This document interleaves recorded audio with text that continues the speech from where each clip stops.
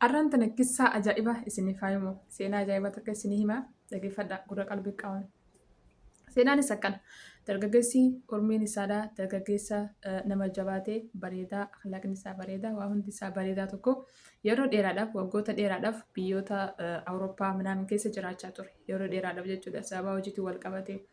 Erga achi turee booda waggoota dheeraa booda namtichi kun gara biyya isaatti deebi'a. Gara biyya isaatti deebi'ee obboleettii isaadhaa haala duraanii caalaa tan amantii isii jabeessitu, tan sattarattu, tan kalaaqa toltu, tan waa hundi isiitu bakka diin irratti tahee amala qajeelaa ta'isii qabdu isii agare. Akkana jee gaafate yaa obboleettii tiyyaa haalli kan kee hedduu natti tolee maalumaatutu akkana taatu maali iccitiin akkana ati ta'uu kan keetii maali iccitiin akkana ati gaarii ta'uu kan keetii eenyumaatu akkanatti eenyu saahibni tan teetii akkanatti si tolchee jee gaafate. Yeroo kana akkana jetteen na dhagee obboleessa kiyya mucayyoo takkaatu jira jetteen gara feesbuukaatiin peejii isii jalatti waa hedduu wantoota haala gaggaarii irratti nama ajajan wantoota amantii irratti nama deeggaran waa hedduu barreessiti. Isidhaa wajjin haasaa yeroo baay'ee sababa sanidhaa akhlaaqa isirraa akkasumas immoo barnoota isiin dabarsiturraa waa hedduu baradhee anis sattaradhee akkanatti bareedee akhlaaqa gaarii akkan qabaddu sababa eega rabbiitii isiitu sababaa naaf tahee jetteen. Yeroo kana Usmaan hedduu rifatee hayyee jee callise. Usmaan maaltu qalbii isaa keessatti uumame isinitti fakkaata? Akkuma hundi keenyaa shakkinuu dargaggeessi hungaa dubartii akkanaa jaanii gaafa itti himan miirri tokko ni uumama. Usmaan mucayyoo tana duubaa jaalateera. Mucayyoonis dargaggeettii ajaa'ibaati hedduu bareeddi. Achi booda Usmaan gara biyya isaa deebi'uudhaaf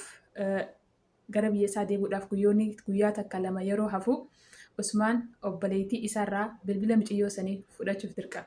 Bilbila mucayyoo sanii fudhatee gaafa biyyarraa deemu achi eega gara biyya namaa dhufe jechuudha dawwalee isii haasa'isiisa. Ani bultiif si barbaadaa jee waa hedduu wajjin haasa'e. Achumaan darbee waliif dawwalan.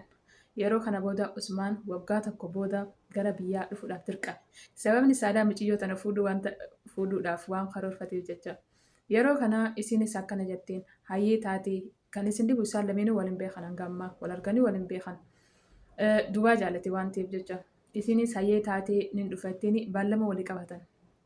Baallama walii qabatanii akka itti wal beeknu jaanii waliin mari'atanii akka itti wal beeknu ani ilillii diimaa qabadheen ililli diimaa qoma kiyyarra qabadheen sitti dhufaa jettee himteef.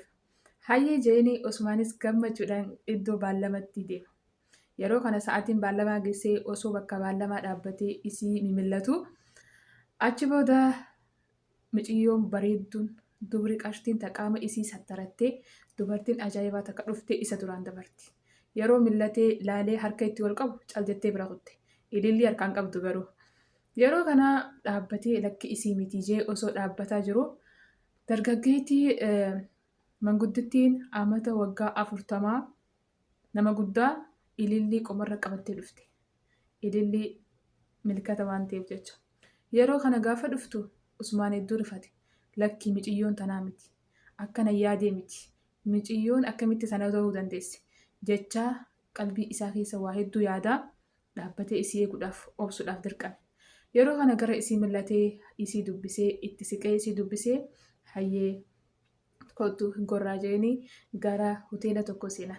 Yeroo seenan achi tahanii wajjin haasa'an. Inni Usmaan akkuma beekamu obboleettii isaati wajji jira. Tuni obboleettii tiyya. Anis immoo waggaa tokko oliif kaniin si jaalachaa turedha. Usmaan hin jaanii wal baran. Hayyee ilma kiyya jetteen dullattiin tun. Hedduu takka dhiifama. Ani nama guddaadha. Akkuma ati agartu kana. Garuu immoo ilillii kana daqiiqaa muraasa dura osoo gara kan kee hin dhufin mucayyoon bareedduu wayii takka dargaggeettii dubartiin ajaa'ibaa takka ilillii kana natti kanitee nama tokko dhaabbatee si eega. Nama sanitti ilillii kana kan itti dhaqiitti dubbisi naan jette. Yoo inni sitti dhufee si dubbisee mucayyoo akkanaatutu ilillii kana natti kanneen ajaji jayiitii dhaamsa kiyya kana itti himi. Yoo inni si dubbisuu didee immoo cal jedhee deeme nama guddaa akkanaatti maal jee waan baraa yaadee kan deemu taate itti dhiisi dantaa isaati. naan jette. Tanaafin idillee kana qabadhee sitti dhufe malee anaa miti jetteen. Allahu akbar. Hedduu takka nama ajaa'iba. Usmaan beellama isaa osoo hin diigin, osoo isiis hin tuffatin, osoo waan biraa keessa hin seeniin yaada adda addaa osoo sammuu isaatti hin fidin nama akkanaa isin seeneef namni jee osoo isirraa hin baqatin dargaggeettii dubartii waggaa 40 itti dhiyaatee dubbisee duba waanuma ta'uu sanaa ta'uu jee. Isinoo dargaggeessa akkanaati.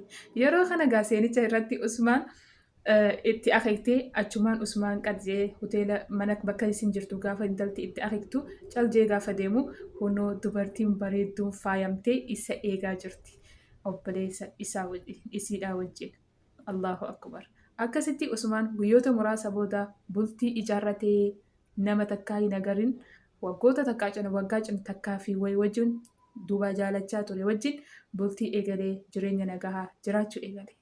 Allahu akbar. Dargaggeessa akkanaatii fi dubartii hayyuu akkanaa hunda keenyaa Rabbii haa godhu isiniin jechaadha. Wassalaamu alaikum wa rahmatullahi wa barakaatu. Subscribe godhuu hin dagatinaa.